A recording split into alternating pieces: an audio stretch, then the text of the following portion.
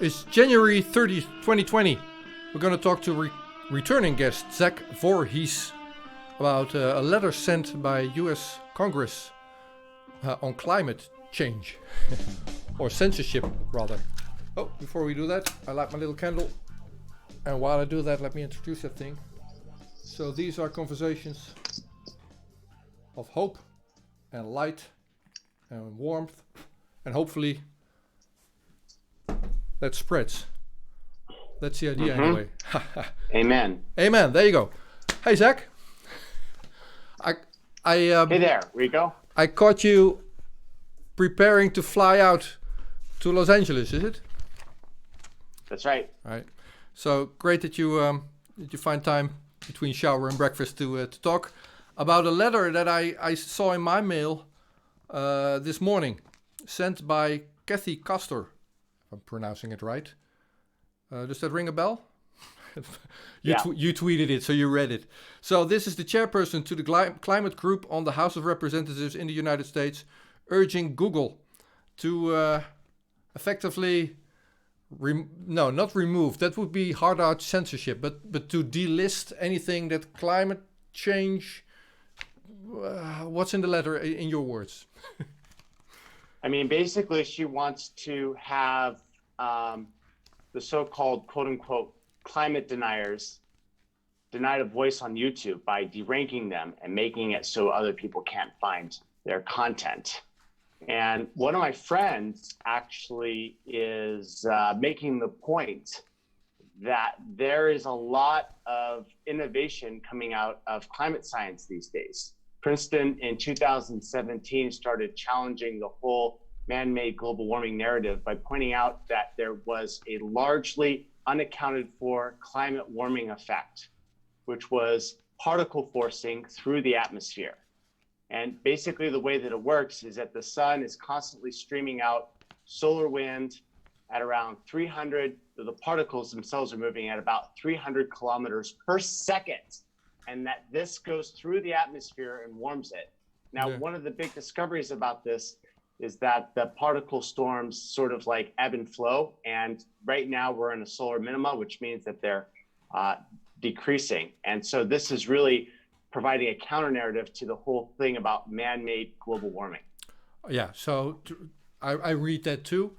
And by the way, NASA is also reporting on solar activity, like the sun that goes in cycles, like most things, right? So their activity of the sun would increase for a while and then decrease. And then that might have influence on Earth as well. I noticed you tweeting, once I informed you about that letter that I saw by Kathy Castor, and you sent it through to Suspicious Observers on Twitter. And they host the suspiciousobservers.org website. And that's a website that explains what happens with the sun, right? Solar flares and those particles leaving the sun and hitting Earth and everything else. Now, my question to you, would Suspicious Observers, who has a lot of informative clips on YouTube, would those qualify as to be delisted, do you think? Yes, absolutely. He's right in the middle of the new sort of disclosure that's happening with climate science, which is contradicting the man-made global warming narrative that's been pushed out in the media for the last 2 decades. And so my fear is that he's going to be directly targeted by this new sort of urge for censorship on YouTube. We talked in November last year, and that went into Google actively manipulating United States elections. In 2016 anyway, Mr. Robert Epstein investigated on that or researched it and confirmed that, there's proof that they tried to influence elections. And you worked with Google and you said, I've seen that happen from the inside, confirming what Robert Epstein said. This is kind of similar, or no? I mean, it's similar. In fact, it's exactly the same playbook that's been played for the last 3 years over at YouTube, as they are starting to inject, this is what they call it, nutritional labels on information. Nutrition labels. As in, this is good for your health. This is somewhat bad for your health. You really don't want to watch this. That's... Yeah, okay. like if you search for something about like vaccines or global warming, then there's a pop-up that comes and says, you know, vaccines don't cause autism and global warming is totally real and caused by human changes in the atmosphere. Yeah, well, just we can talk about anything, whatever you want, but let's explore this climate thing, because I think there is no even that's why I quoted NASA. So NASA is following the activity of the sun and is reporting on that as well. I mean, it's not in dispute that thing puts out more particles for a couple of years and then slows down for a while, and we're in a solar minimum right now. So that's, as far as I know, that's they're not going to censor NASA then, are they? What do you think? You know, I think that there's like pressure being put in every direction to try to stop the emergence of true science coming out right now. So I wouldn't put it past them. In fact, I think that they would try to do that. So, but the big difference between the elections interference by Google and what's happening now with climate change, yeah, we're going to get to the First Amendment also. But the big difference is that this is out in the open. She's writing a letter. So this is totally out in the open. She's asking Google, shut those climate deniers up, please. She didn't say please, but she meant shut them up. Yeah, you know, and the thing is that we have to realize is that these people that are doing this really do believe that they're fighting the good fight. They truly do believe that YouTube should shut down the First Amendment because it contradicts what they think is a dire situation on the planet caused by too much CO2 being pumped into the atmosphere. And so we shouldn't look at them as evil people. We should look at them as sort of like zealots that are subscribing to the church's model of the universe. Because this is what it is. It's a church that we're fighting up against, not just, misinformed people.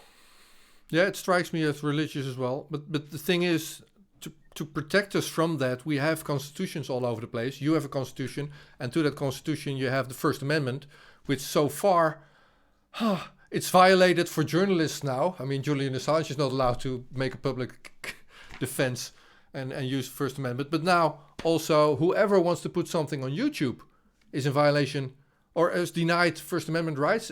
Or am I exaggerating now? Well, I mean, it's true, but the thing is that the First Amendment only protects the citizens by limiting the government and what the government can do.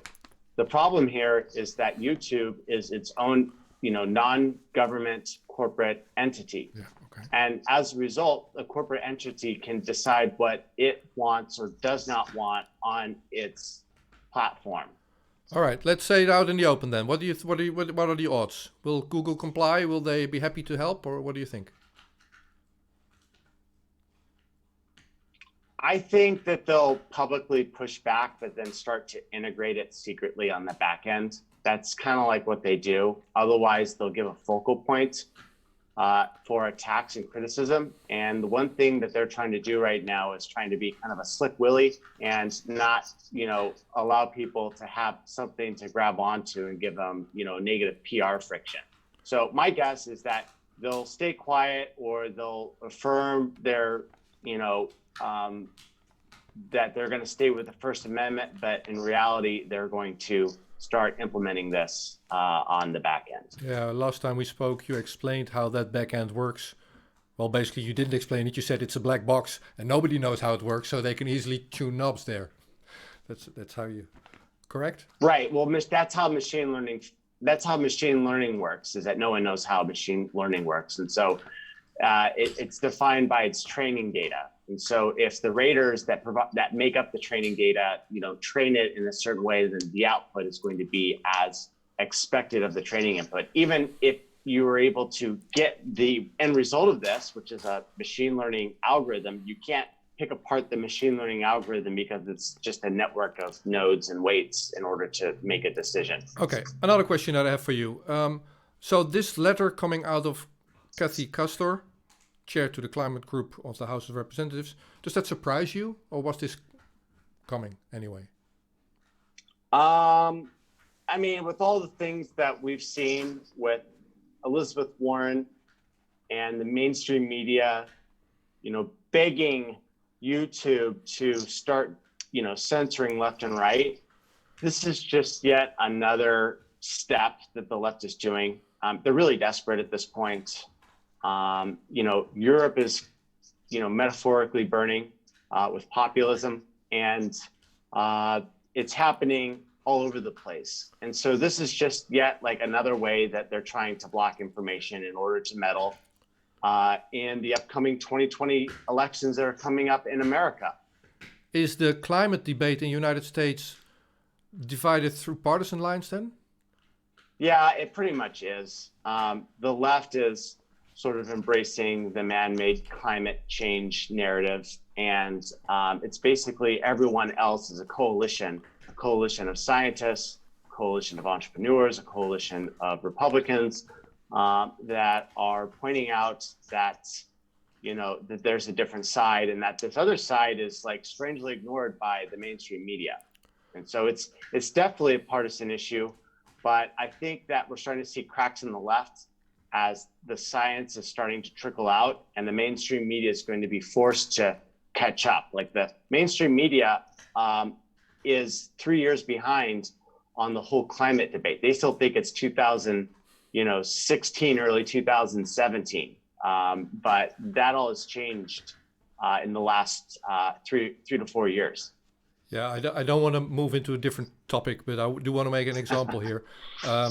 There was a presumed poison gas attack in Douma, Syria, a while back, and that never happened. And the OPCW, which is a United Nations body, went there to investigate. Scientists there said, well, we couldn't find any, but in the official report it was said that chlorine was used anyway, and that was used to legitimize counterstrikes by United States, United Kingdom, and France, I believe. Mainstream media has still not reported on that, even though there's plenty of whistleblowers out in the open, and it's in United Nations Security Council even. Still, media is not reporting. Right. Another thing I wanted to let me ask a question for you. Yeah. What's it like in Europe? Like in America now, there's a whole bunch of people on the left and a whole bunch of people on the right that have realized the mainstream media is a propaganda outlet. Is there like a similar Great Awakening happening through Europe, in your opinion? Well, Europe. So you have states, right? And the states are fairly different. So if you're on East Coast or West Coast, the culture is different. New York is way different from Texas. Well, Europe is that on steroids. So there is not really a Europe. It's like a blanket made out of very different patches. Now, a couple of years ago, in Spain, the police and the firefighters were fighting amongst each other about a referendum. So firefighters were defending a referendum on self-determination, and the police, ordered by Spain, was actually fighting with them. Now, only yesterday or day before yesterday, same thing, same pictures come out of France, where for over a year, every week people demonstrate in Paris and the other big cities, and now the firefighters again are joining with the people, and again, police is hitting on them. So yeah, stuff is happening here, if that's what you mean. But that's not divided between left and right. Gotcha. Okay. Now, the other thing that's happening here is that in the Netherlands, where I am, our Minister of the Interior went to investigate if foreign interference in our elections takes place here as well. And we talked about that in November, and she concluded, no, it's not happening here. However, there is hyper-partisan junk news websites here, and I'm going to fix that, and I'm going to defend our democracy. So that's our Minister of the Interior making that claim not too long ago. Now, on that list of those presumed hyper-partisan junk news websites are our climate critical, climate deniers, if you will. So this is another attempt, in the light of this letter by Cathy Castor, same thing is happening here. So dissent is being silenced. So it is happening here. Funny how the same thing happens in multiple different parts of the world all at the same time. Indeed. Now, last thing that I want to ask you about. I don't know if you're... do you know what's happening in the repo market? And I will get back to climate, but the repo market, does that ring a bell? No. No, yeah, it does. It looks like quantitative easing in some way. Yeah, it I've has to heard do. other stories that It has to do with. Saudi Arabia. No, hang on. It has to do with billions of dollars being injected in some market that nobody knows about by the Federal Reserve in United States to keep that market afloat. Basically, that's where banks lend each other. Well, they don't trust each other anymore. So the Fed intervenes because if they didn't, short-term interest rates would rise. So that's repo market. Now, if you ask the Federal Reserve in the United States, why are you doing that? The answer would be, even with FOIA request, Freedom of Information Act request, they would go, we're not going to tell you for another 2 years at least. So they're not telling who they're helping. So this is where gossips start. People have investigated Deutsche Bank, which is presumably broke. So that's a big thing because that's one of the biggest banks in the world. Another reason that the Federal Reserve might be intervening is that people have lost faith in European bonds, right? Government debt. Gotcha. Because we have negative interest rates here in Europe. Now, here's the funny part. Sorry for the long introduction, but not too long ago, the European Union started a European Union Commissioner on Climate Change. Now, that's a Dutch guy, Mr. Frans Timmermans. And he's recently asked for a upgrade of his budget to 260 billion per year. Now, that might not sound like too much in American perspectives because the Federal Reserve is intervening with those numbers. Yeah. But for us, that's massive. Now, the thing is, he wants that amount of money for climate. Or is it for climate? Because he wants to invest it in a climate investment bank and do other bank investment stuff.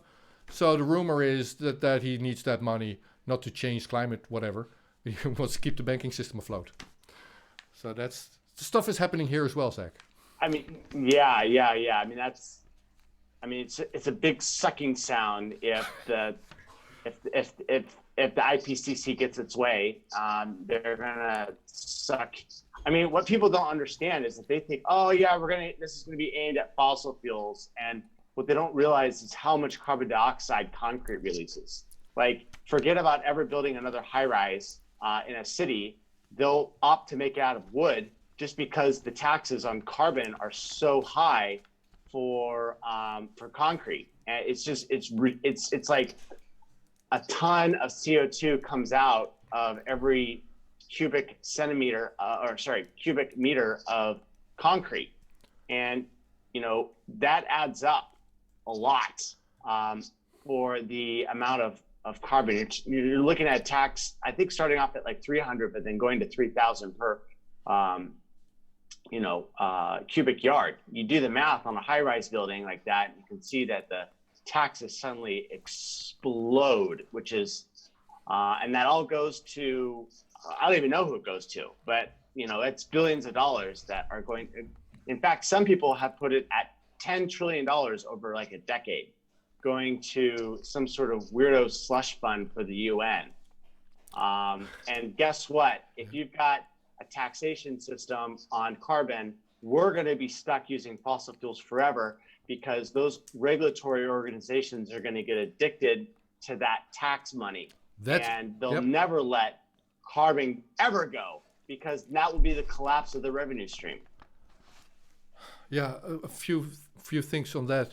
So in the Netherlands, we've been using natural gas for years, ever since we discovered we have a natural gas field here as well in the north of the Netherlands. So we're extracting that ourselves, making good money on that. That's why the Netherlands, that's one of the reasons we're a fairly rich country. However, some earthquakes happened there over the last couple of years. So we want to stop using natural gas here.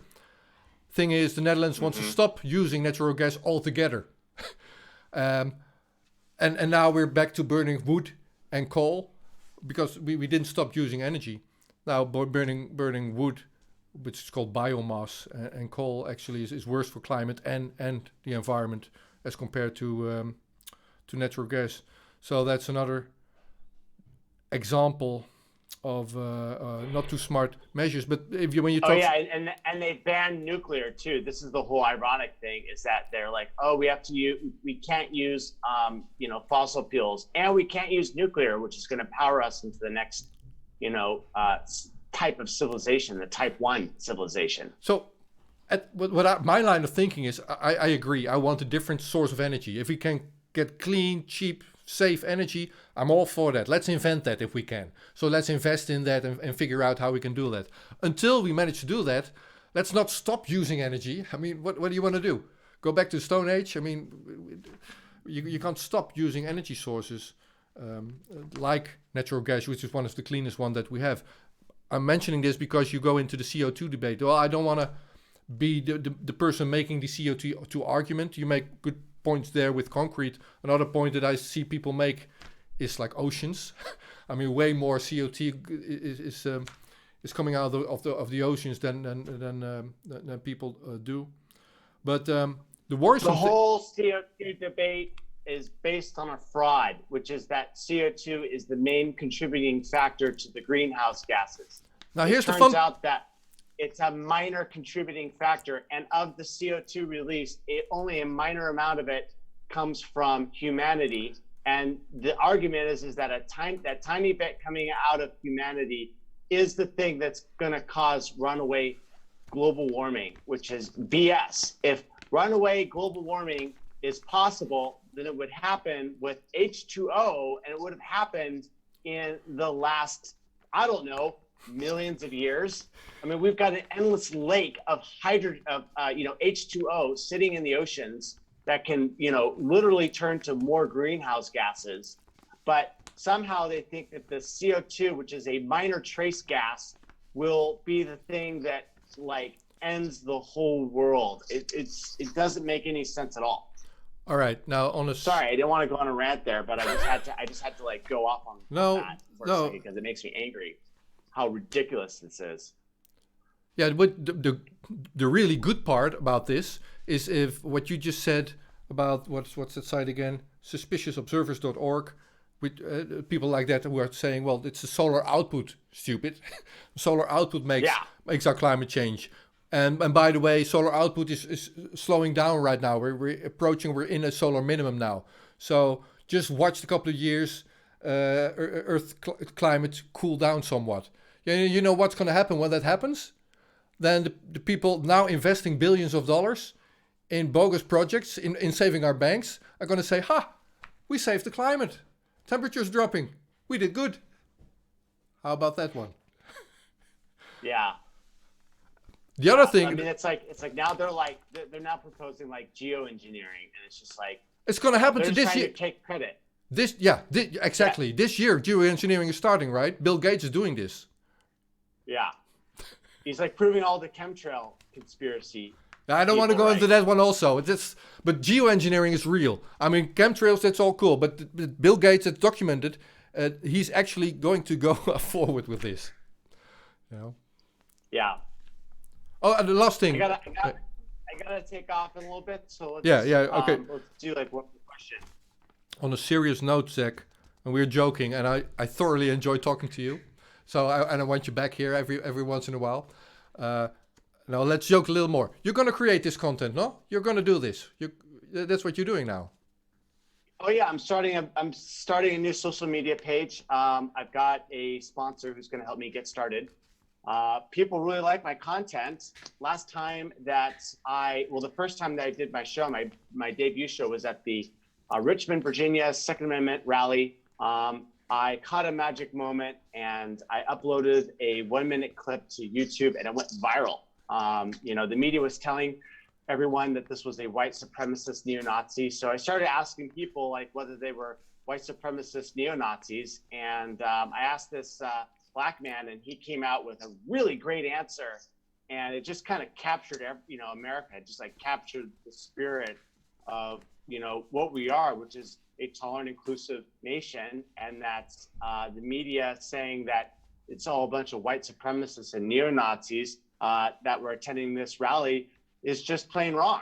And so we made a video off of that. A bunch of other articles and videos used my video as a lead-in. And so once we, just, added up the impressions from that one video clip alone, we saw that there was like 1 million impressions. I think it might be like 1.1 million at this point, and over 500,000 video views. So, it's a great first debut, and I'm going to be making more content as we go forward. Yeah, dude, plug my content as well. Why don't you? And also light a candle if you will. Spread some. I will. I will not go into serious. We'll talk later and do some serious stuff there. You have a good trip. Great talking to you again, and talk to you soon. All right, thank you, Rico. Take Bye-bye, care. man. Bye. Yes, we came, we saw, he died.